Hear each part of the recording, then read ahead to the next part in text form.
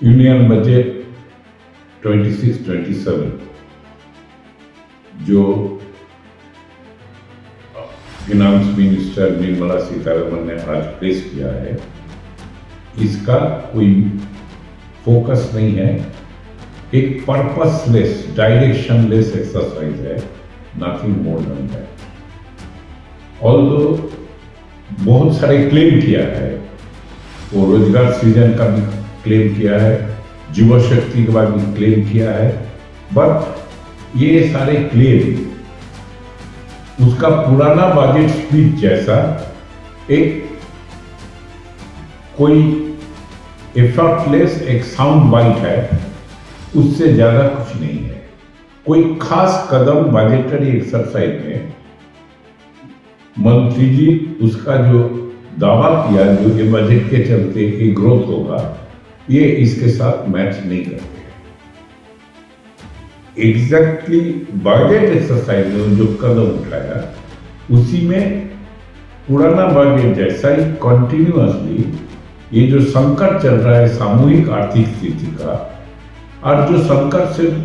हमारे देश में सीमित नहीं है, दुनिया का पूंजीवादी दुनिया में ये संकट का दौर चल रहा है। ये संकट के बोझ उसको सारे जो बजटरी एक्सरसाइज मंत्री जी का वो आम जनता के ऊपर ट्रांसफर करके सिर्फ कॉर्पोरेट घराने का मुट्ठी भर प्लेयर को फायदा उठाने के लिए लगे हुए हैं। और ये कॉर्पोरेट घराना का जो मुट्ठी भर प्लेयर का इंटरेस्ट के साधन करने के लिए लगे हुए है, उसी में देशी कॉर्पोरेट भी है, विदेशी कॉर्पोरेट भी है। और इसको साथ जो जुड़ा हुआ है, जो आज का जो अंतरराष्ट्रीय व्यापार का जो परिस्थिति जो बना जियोपॉलिटिकल सिचुएशन के चलते, ट्रम्प का टैरिफ एक्सरसाइज के चलते, आक्रामक टैरिफ का चलते, इसी के चलते भी जो हिंदुस्तान में जो परिस्थिति बना है, उसको भी मुकाबला करने के लिए कोई सदर्थक कदम ये बजट में उठाया नहीं गया है, बल्कि सरकार के सारे कार्यक्रम बजट के साथ साथ, जैसा यूरोपियन यूनियन के साथ ट्रेड डील करना, अमेरिका का साथ भी ट्रेड डील का टॉक करते हुए on the matter of defence, on the matter of agricultural product, इसको पहले जो उसको दबाव स्वीकार कर लिया, भारतीय अर्थनीति का नुकसान करते हुए, ये पिक्चर के चलते ये चीज भी वो लोग they are not addressing. On the other hand, रोजगार सृजन के उल्टा हाथ चल रहा है। जब वो कंसेशन देते हैं इंपोर्ट के ऊपर, मशीनरी स्पेयर इंपोर्ट के ऊपर वो जब कंसेशन देते हैं, वही मशीनरी स्पेयर हमारे देश में भी बन रहा है, उसी के अर्थनीति में, इंडस्ट्री में वो संकट लाता है, उसमें रोजगार खत्म होने का खतरा पैदा होता है। ऐसा एक नई स्थिति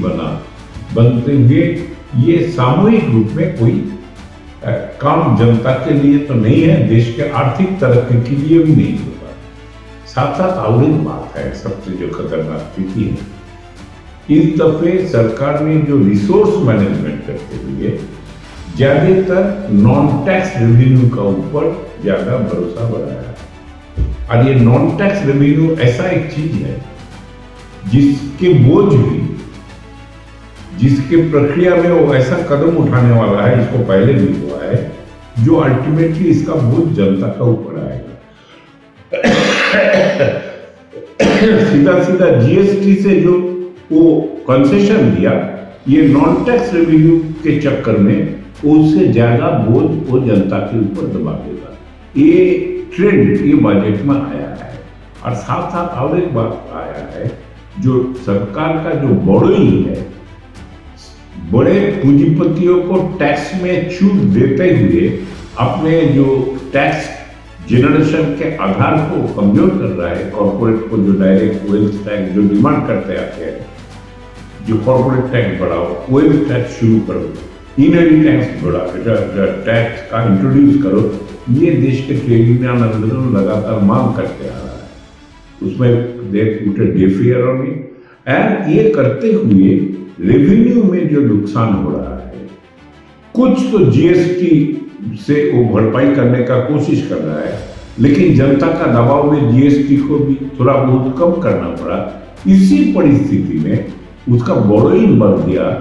और बोरोइंग के चलते करीब 55% ऑफ जीडीपी आज डेट बर्डन हो गया हिंदुस्तान के सरकार। सबसे खतरनाक है जो इसके चलते जो डेट सर्विस लायबिलिटी, जो हर साल इंटरेस्ट एंड डेट सर्विसिंग के लिए जो बोझ लेना पड़ता है, वो डेट जिस दौरान वो टैक्स सरकार के बोरोइंग दिया है, डेट सर्विस लायबिलिटी के चलते सरकार उसका मेकअप करने के लिए दूसरा जो डेवलपमेंट के लिए, ग्रोथ के लिए जो इन्वेस्ट करना है, जो पैसा लागत करना है, या वेलफेयर रिलेटेड मैटर में हेल्थ, एजुकेशन, अदर जो लागत करना है, उसी में वो बजटरी एलोकेशन कम हो जाता है। मजे का बात है, इस बजट स्पीच में मंत्री जी हेल्थ का बारे में बहुत कुछ बोला। What they are promoting in health? सरकार के भी खर्चा नहीं है, रादर सरकार पैसा लागत करते हुए प्राइवेट ऑपरेटर को दरवाजा खोल देने के लिए एक नया कुछ प्रोग्राम बताया, जिसमें सरकारी हेल्थ सिस्टम नहीं,